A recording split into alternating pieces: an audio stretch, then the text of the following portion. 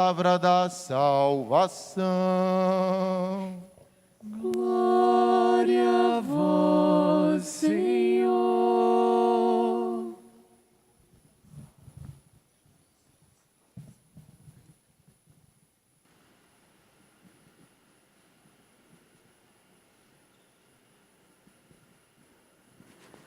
Prezado diácono Zezinho, caríssimos seminaristas, Luiz, João, Rômulo, meus irmãos, minhas irmãs, também você que agora nos acompanha.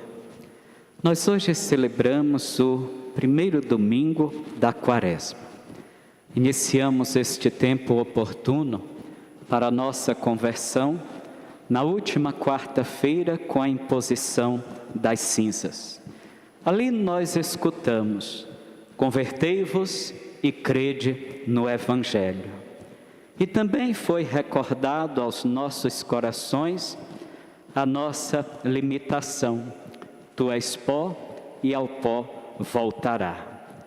Meus irmãos e minhas irmãs, assim nós fomos exortados para iniciar este tempo onde nós devemos, como Jesus, nos deixar guiar pelo Espírito Santo. É Ele que nos levará, é Ele que nos dará a força para que possamos resistir ao mal, a todas as tentações e conservar em nosso coração intacta a nossa fidelidade a Deus, a exemplo de Jesus, o nosso Senhor. No Evangelho de hoje, irmãos e irmãs, nós escutamos a narrativa onde Jesus, depois que foi batizado, ele é guiado pelo Espírito ao deserto. O deserto, como bem sabemos na Sagrada Escritura, é um lugar prodigioso da benevolência de Deus para com o seu povo. O deserto se tornou, assim, um grande auditório, onde todos os que lá vão podem escutar com atenção a voz de Deus. Assim aconteceu com o povo na experiência da travessia entre o Egito, o lugar da escravidão, e a terra da libertação. Assim aconteceu com os pais, com os profetas e também com o próprio Jesus Cristo, como hoje nós escutamos. No deserto, o lugar da privação, das dificuldades, é também o lugar onde não falta ao coração humano a certeza da bondade e da presença do Senhor. Deus não abandona os seus escolhidos e, portanto, aqueles que vão ao deserto, procurando este encontro íntimo com Deus, têm sempre esta oportunidade. O silêncio que incomoda, que inquieta, se torna também o lugar onde Deus fala, o modo como Deus se comunica. Esta experiência de Jesus de se retirar para o deserto deve lembrar a todos nós, meus irmãos e minhas irmãs, que nós precisamos criar um deserto em nossa casa e em nossa vivência espiritual. Precisamos afastar a nossa vida dos ruídos, das imagens, de tudo aquilo que possa ser uma distração diante de nós, impedindo que nós estejamos mais atentos para escutar o Senhor.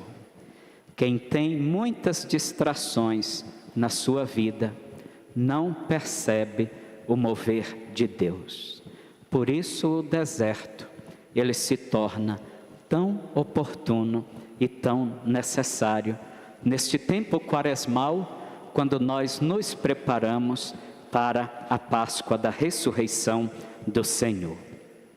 Depois de ter feito esta experiência, de ter escutado a voz de Deus, de ter confirmado a sua fidelidade ao projeto de Deus, Jesus foi tentado por Satanás. E o texto nos diz que depois de 40 dias de jejum e de oração, Jesus sentiu fome. A fome, meus irmãos e minhas irmãs, é uma necessidade humana, é uma necessidade da carne.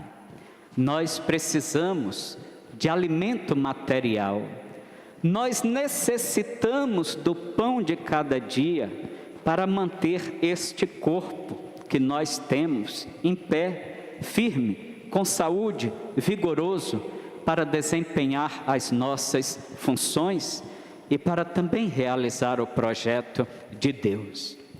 Mas o que o diabo propõe é o pão da facilidade. O que o diabo propõe é o pão da magia.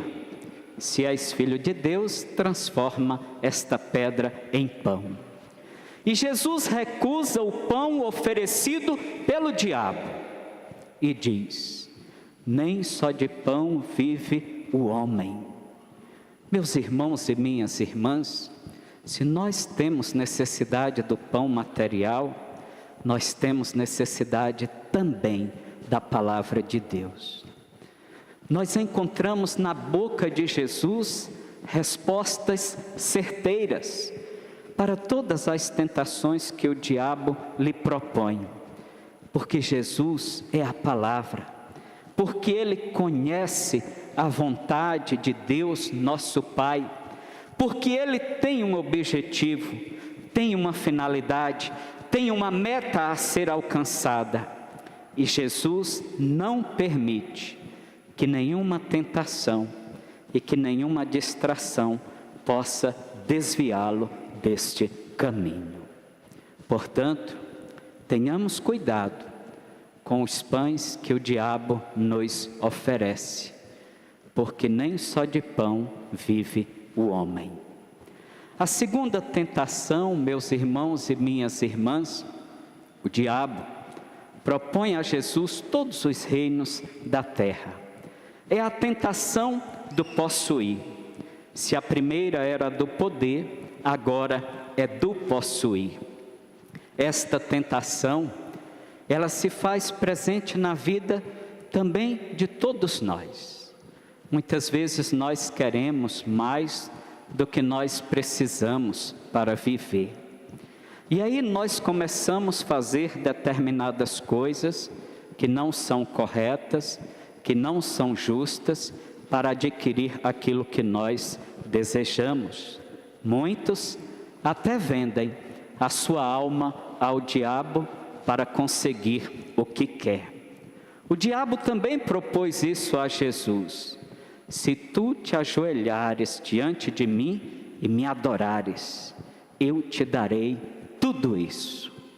Meus irmãos e minhas irmãs, Jesus rejeita também esta tentação e lembra que só a Deus nós devemos adorar. O que nós colocamos dentro de nós que está ocupando o lugar que é de Deus?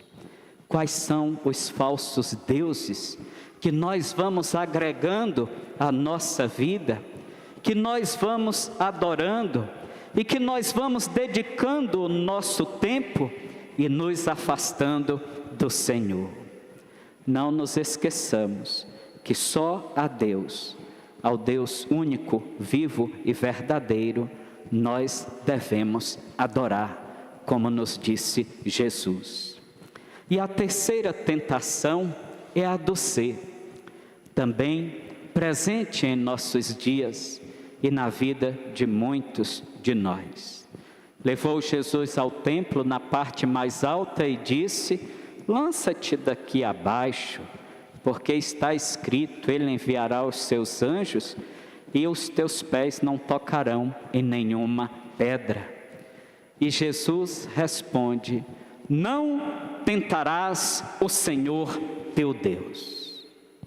Meus irmãos e minhas irmãs, será que nós não andamos tentando a Deus quando nós propomos a Deus determinadas vontades egoístas que não condizem com a sua vontade?